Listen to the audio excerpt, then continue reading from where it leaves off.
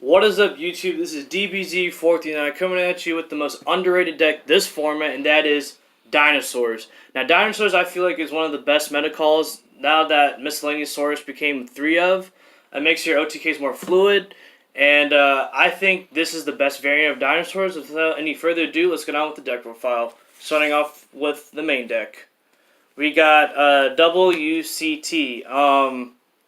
I don't play triple. I feel like triple is kind of bricky. You only need 2. And honestly, you actually only just need 1 to like OTK. The second one is just for like, extra measure, things like that. So yeah, next we play a double quat. It's pretty good because it can negate a spell or trap, and when it gets sent to the graveyard by a card effect, you can search the Double Evolution Pill. However, this card is a brick in hand, so I often side out the second copy, because you can only activate 1 pill per turn, right? So, anyways, next we play the double Pankratops. Now, some people play 3. I only play 2. I don't play the other field spell or the Foolish Burial Goods. I just play 2 because you can only use him once. And a neat thing is you can summon him off of Petite Pterodon, so that's pretty nice. And so, yeah. My thing was I was trying to like run as less bricks as I could, so yeah, and you'll see why. And next I played the triple Miscellaneous Saurus. Thank God it came back to 3. This card like helps protect your monsters, and you can banish itself from like other dinosaur monsters, especially some other dinosaur monsters. Level 4 has a lot of utility with the deck. This card is just straight amazing. And yeah, and then obviously your combo starter of the deck, triple Oviraptor. The neat thing about this deck is that it's a 2-card OTK. You can just open him up and like a Miscellaneous Saurus or him, a UCT, anything that can get you to him. And because all you do is just like you normal summon him, you search either Miscellaneous Saurus or UCT, whatever you don't have. You ditch the Miscellaneous Saurus. Then use Miscellaneous Saurus effect to summon Dracaeolo, link those 2 or synchro summon those 2 for Chanbara, and then you banish the 2 dinosaur monsters for UCT, and that's over 8,000. So yeah, so next for the 1-ofs, I played the 1 Dogoran, 1 Giant Rex, and then the 1 Aeolo. This card is absolutely phenomenal. Able to banish it and bring it back, using it for link fodder or rank 4 plays, it's amazing. The only downside of this card is it's only once per turn that you can revive it back, and you can't attack directly with them. But it can get really big. Dracaeolo, obviously the level 1 tuner, the Dogoran to get rid of problematic monsters. And lastly, for the 1-ofs, actually, we played the 1 Baby Ceratosaurus and 1 Petite Pterodon. Now let me justify my case here.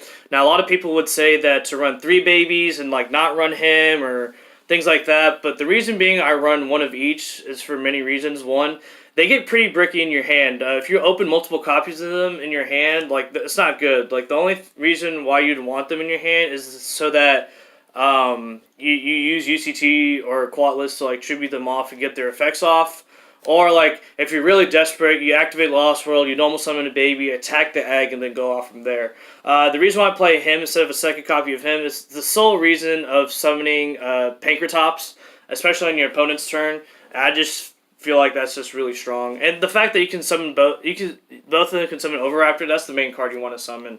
So yeah, next for the hand traps. This is the spice. We play double Thanos. Wow, this card is so amazing in Dinosaurs.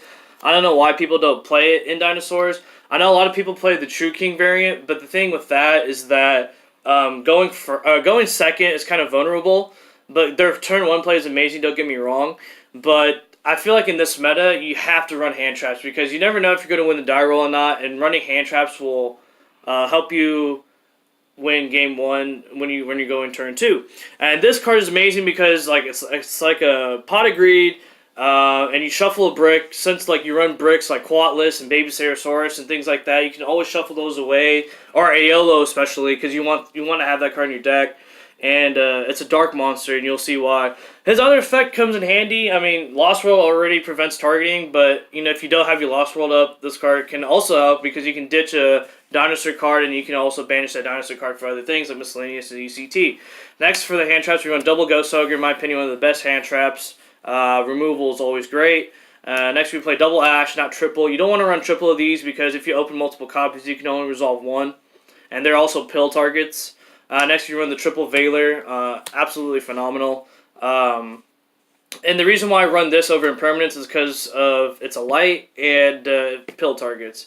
And the reason why I keep mentioning light and dark is because we run the most spice card, and you don't have to run this, but I just do because I absolutely love it. The one BLS. It's always a side option, but always flexing on your opponent after it's also like if you like baited out everything and then you have a light and dark, you can summon it and BLS can win you games like straight up. So anyways, that is it for the monsters. And next for the spells, we only run the double pill, not triple. I think triple's overkill. You can always search it, and you can only activate it once per turn. The fact that you run so many hand traps, it's so easy to resolve it. Next, we play a triple Lost World. In my opinion, one of the best field spell cards right now.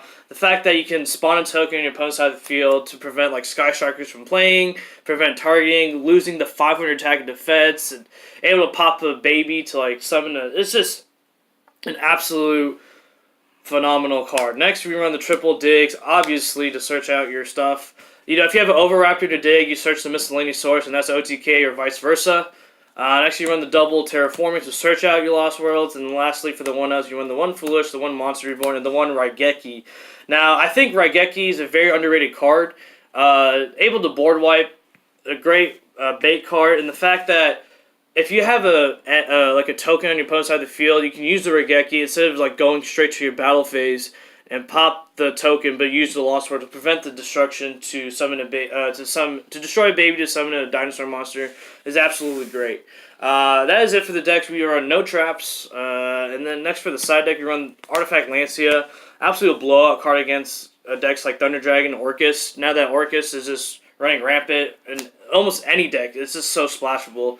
You have to prepare for the worst, so that's why I run the 3 of Artifact Lancia. Next, I run the double Super Polymerization. I run Violet and Starving Venom in my extra deck since you have so much room, and this card can just wipe out problematic cards in your opponent's side of the field. Next, we run the triple Twin Twister. I think it's absolutely mandatory now.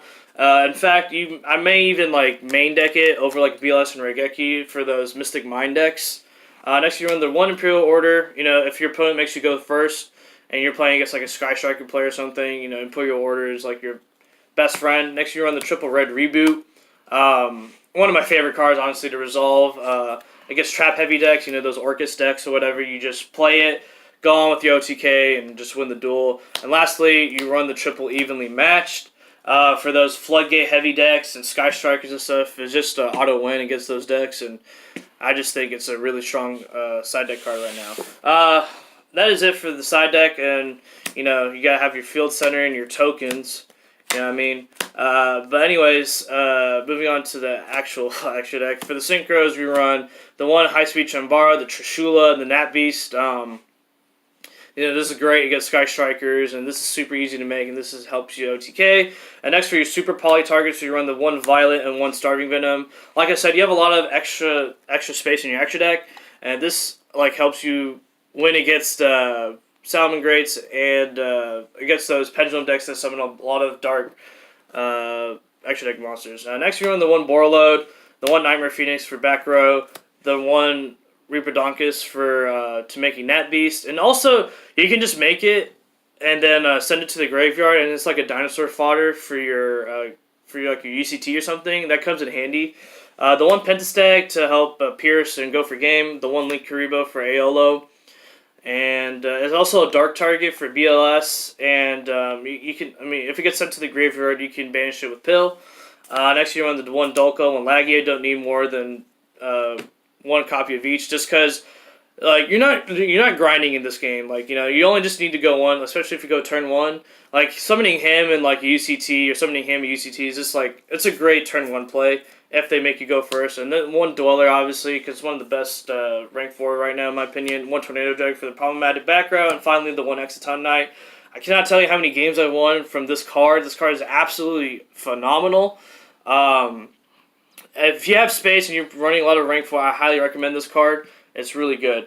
And yeah, YouTube, thank you so much for watching. If you have any questions or anything like that, please feel free to post it down below. Hit that like and subscribe button, and have a nice day.